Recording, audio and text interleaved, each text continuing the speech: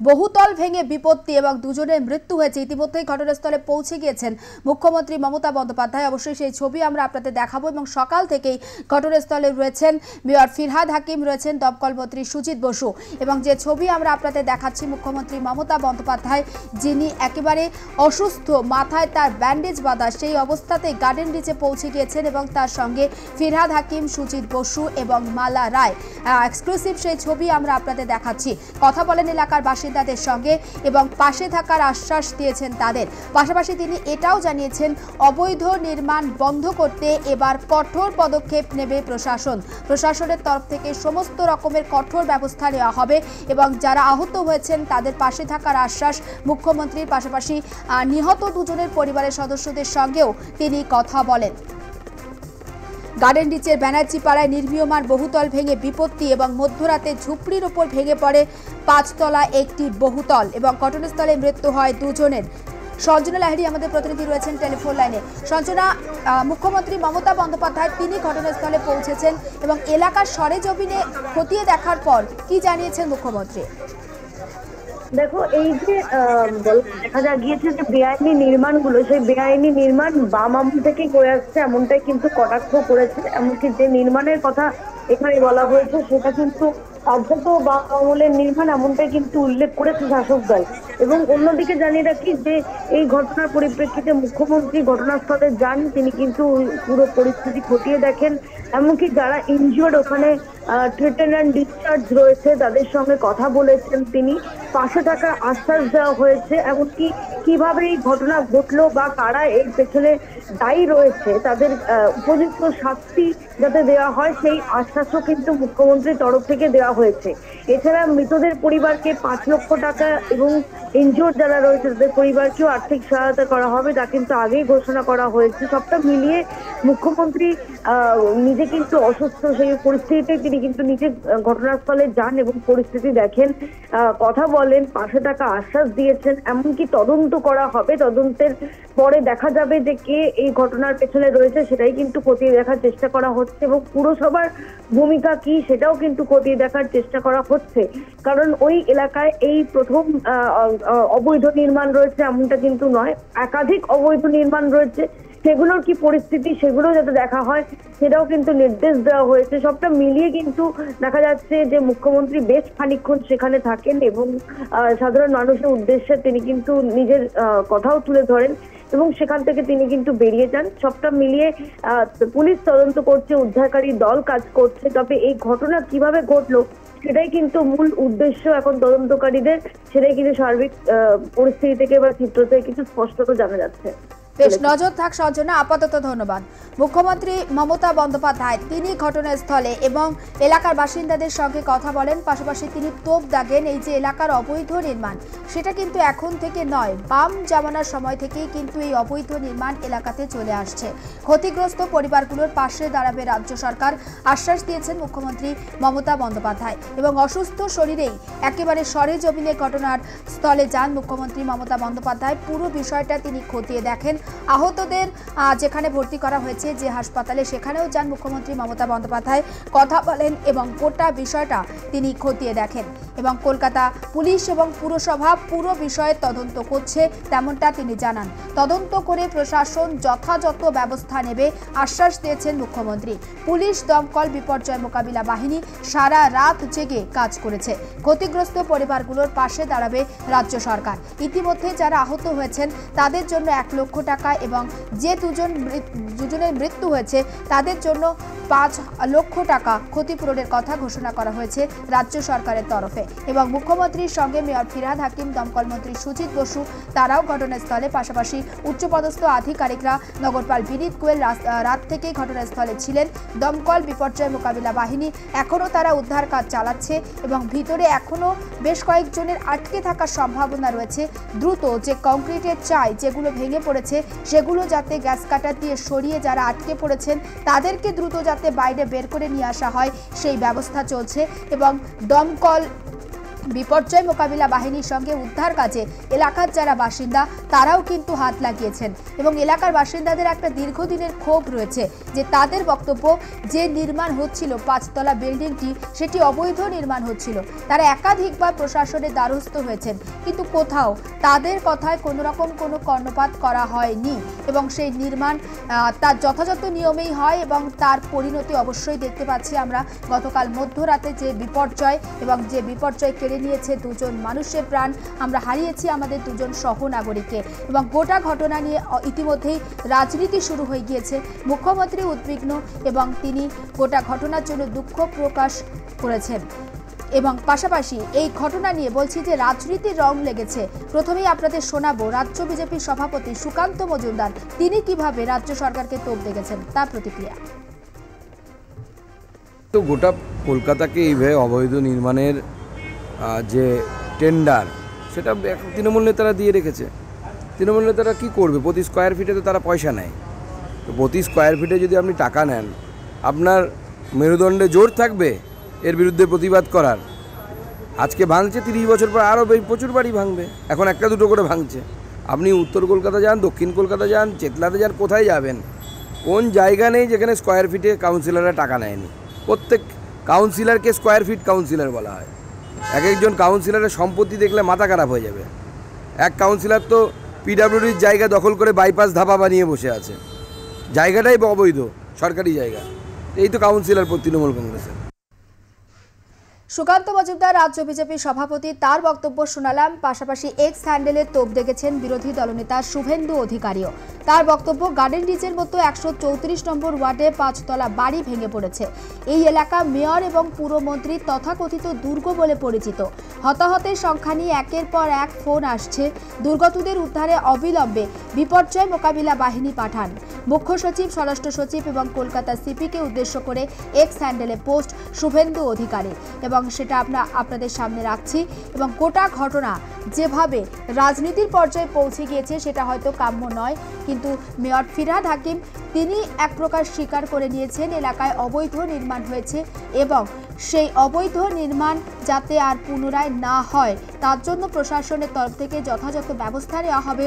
পুরসভাও কিন্তু যথেষ্ট সচেষ্ট থাকবে এরপর। এবং মুখ্যমন্ত্রী মমতা বন্দ্যোপাধ্যায় তিনি নিজে ঘটনাস্থলে সরেজমিনে প্রত্যক্ষ করেন এবং তার বক্তব্য যে এলাকাতে অবৈধ নির্মাণ হচ্ছে এবং এটা এখনকার সময় অর্থাৎ এখন থেকে শুরু হয়েছে এমনটা নয়। বাম জামানা থেকেই এই অবৈধ নির্মাণ এলাকায় শুরু হয়েছে বা এই অবৈধ নির্মাণ এলাকায় চলতো এবং পুনরায় যাতে একই ঘটনার পুনরাবৃত্তি না ঘটে তার জন্য অবৈধ নির্মাণের ক্ষেত্রে প্রশাসন এবার উপযুক্ত ব্যবস্থা নেবে। এবং মুখ্যমন্ত্রী ঘটনাস্থলে পৌঁছে এমনই প্রতিক্রিয়া দিয়েছেন, দুর্ঘটনার জন্য আমরা প্রত্যেকেই মর্মাহত এবং এখনো পর্যন্ত যে 5 থেকে 6 জন ধ্বংসস্তূপের নিচে আটকে পড়ে রয়েছে তাদেরকে দ্রুত উদ্ধারের চেষ্টা করা হচ্ছে। পুরো ঘটনা তদন্ত করছে কলকাতা পুলিশ এবং কলকাতা পুরসভা। তদন্ত করে প্রমাণের ভিত্তিতে যথোপযুক্ত ব্যবস্থা নেবে প্রশাসন। পুলিশ, দমকল, এনডিআরএফ সারা রাত জেগে কাজ করেছে। তাদের প্রত্যেকে প্রতি কৃতজ্ঞতা প্রকাশ করেন মুখ্যমন্ত্রী মমতা বন্দ্যোপাধ্যায়।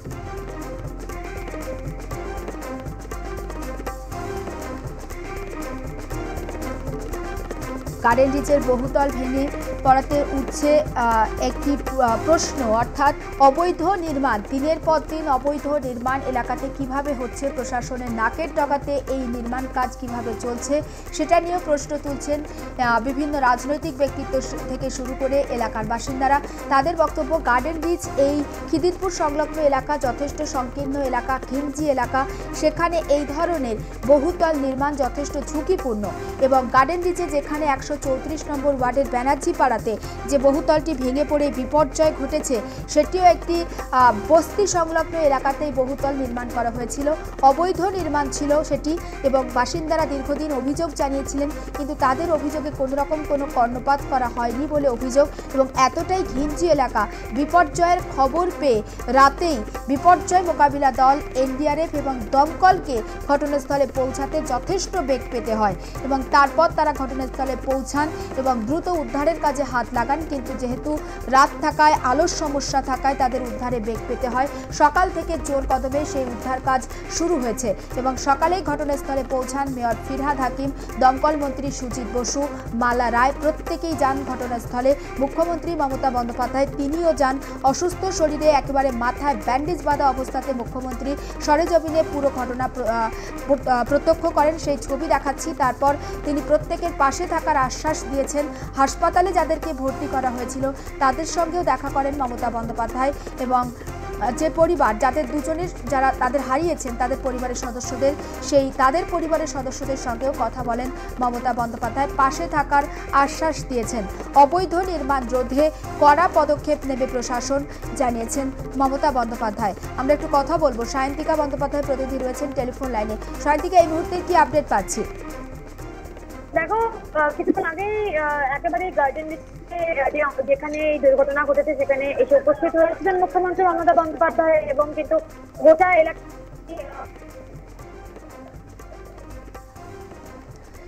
সায়ন্তিকার সঙ্গে অবশ্যই আমরা, হ্যাঁ সায়ন্তিকা শুনতে পাচ্ছ?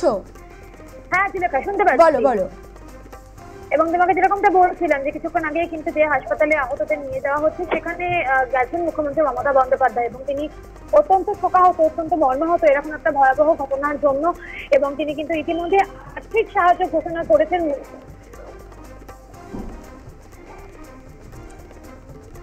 অবশ্যই আমরা কথা বলবো সায়ন্তিকার সঙ্গে, কোনো কারণে নেটওয়ার্ক ইস্যু হচ্ছে, আপডেট জানাবো আপনাদের। তবে এই মুহূর্তে যে ছবি আরও একবার আপনাদের দেখাচ্ছি, মুখ্যমন্ত্রী মমতা বন্দ্যোপাধ্যায় তিনি ঘটনাস্থলে যান।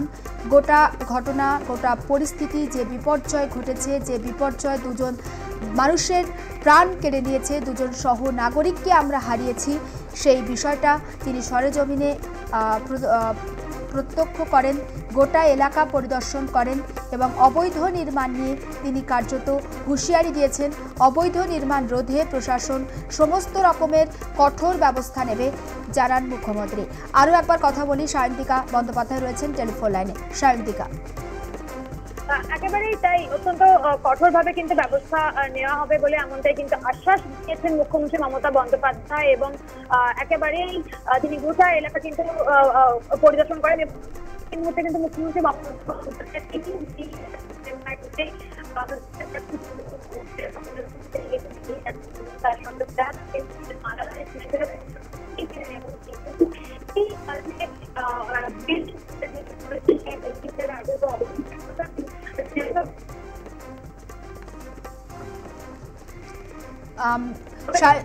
সায়ন্তিকার কথা স্পষ্টভাবে এসে পৌঁছাচ্ছে না আমাদের কাছে, অবশ্যই আবার যোগাযোগের চেষ্টা করব। তবে তার আগে ছবিটা দেখুন, মুখ্যমন্ত্রী মমতা বন্দ্যোপাধ্যায় একেবারে পায়ে হেঁটে ঘটনাস্থলে যান এবং গোটা ঘটনা তিনি একেবারে প্রত্যক্ষ করেন, পরিদর্শন করেন, কথা বলেন এলাকার বাসিন্দাদের সঙ্গে এবং পাশে থাকার আশ্বাস দিয়েছেন। পাশাপাশি যারা আহত হয়েছেন, অর্থাৎ 15 থেকে 16 জন বাসিন্দা সেখানকার, তাদেরকে ভর্তি করা হয়েছে নিকটবর্তী হাসপাতালে, সেখানেও মুখ্যমন্ত্রী যান, কথা বলেন তাদের সঙ্গে এবং গোটা বিষয়টা তিনি খতিয়ে দেখেন। তাদের পাশে রয়েছে রাজ্য সরকার, আশ্বস্ত করেন তাদেরকে এবং এটাও তিনি জানান যে অবৈধ নির্মাণ রোধে প্রশাসন যথেষ্ট সচেষ্ট, কড়া পদক্ষেপ নিচ্ছে প্রশাসন এবং যারাই অবৈধ নির্মাণের সঙ্গে যুক্ত তাদেরকে উপযুক্ত শাস্তিও দেওয়া হবে, তেমনটাও জানিয়েছেন তৃণমূল সুপ্রিমো। পাশাপাশি তিনি বাম জামানার দিকেও তোপ দেখেছেন। মুখ্যমন্ত্রীর কথাই তো অবশ্যই আসবো, কিন্তু যেটা বলছিলাম যে বিরোধীরা কিন্তু এটা নিয়ে রাজ্য সরকারকে কটাক্ষ করেছে। রাজ্য বিজেপির সভাপতি সুকান্ত মজুমদারের বক্তব্য শুনিয়েছি, এবার সাংসদ দিলীপ ঘোষ তিনি ঠিক কী প্রতিক্রিয়া দিয়েছেন শোনাবো। এই যে দুর্নীতি হচ্ছে, যেখানে অর্ধেক টাকা দিয়ে দিতে হচ্ছে লোকাল লিডারদেরকে, কাউন্সিলরদেরকে, ফলে কোনো মতে ইট বালি দিয়ে দাঁড় করে দিচ্ছে বাড়ি, যে কিনছে তার পুরো জীবনটাও কাটাতে পারবে না, মাঝখানে ভেঙে পড়বে। তো এই যে পরিস্থিতি তৈরি হয়েছে, এর ব্যাপক দুর্নীতি তার কারণ, সেজন্য সরকারকে সতর্ক হতে হবে, এগুলো ইনকোয়ারি হওয়ার দরকার আছে। এবং নতুন নতুন যত ফ্ল্যাট বিল্ডিং তৈরি হচ্ছে বেশিরভাগের অবস্থা এরকমই আছে। আমার মনে হয় ক্রেতা যারা তাদের সাবধান হওয়া উচিত, টেস্ট করে নেওয়া উচিত। দিলীপ ঘোষের বক্তব্য আপনাদের শোনাচ্ছিলাম এবং অবশ্যই এই অবৈধ নির্মাণ নিয়ে তিনি সরব হয়েছেন। বিশেষ করে জলাভূমি যেগুলো বুঝিয়ে এই অবৈধ নির্মাণগুলো হচ্ছে সেগুলোর যে ভবিষ্যৎ খুব একটা ভালো নয় সেটা অনেকেই অনুমান করছেন এবং তিনি আশ্বস্ত করছেন যে সমস্ত ক্রেতা যারা এই বিল্ডিংগুলো কিনবেন তারা যেন পুরোটা খোঁজ খবর নিয়ে, অর্থাৎ যে ফ্ল্যাটগুলো সেখানে তৈরি হয়েছে পুরো বিষয়টা ভালো করে জেনে তারপর তারা সেখানে তাদের বসবাসের জন্য ফ্ল্যাটটা কেনেন। অন্যদিকে সুকান্ত মজুমদার তার ঠিক কি বক্তব্য ছিল যে কাটমানি সব জায়গাতেই দিতে হচ্ছে, আর এই কাটমানি দেওয়ার জন্য যে নির্মাণ হচ্ছে সেই নির্মাণগুলো অবৈধ হচ্ছে, অর্থাৎ টাকা দিয়ে মুখ বন্ধ করে রাখা হচ্ছে, সেই অভিযোগটাও তিনি তোলেন এবং যাতে এই অবৈধ নির্মাণ বন্ধ করা হয় তার জন্য ব্যবস্থা নেওয়ার কথা তিনি বলেছেন। আর না হলে আগামী দিনে আমরা আরও অনেক সহনাগরিককেও হারাবো।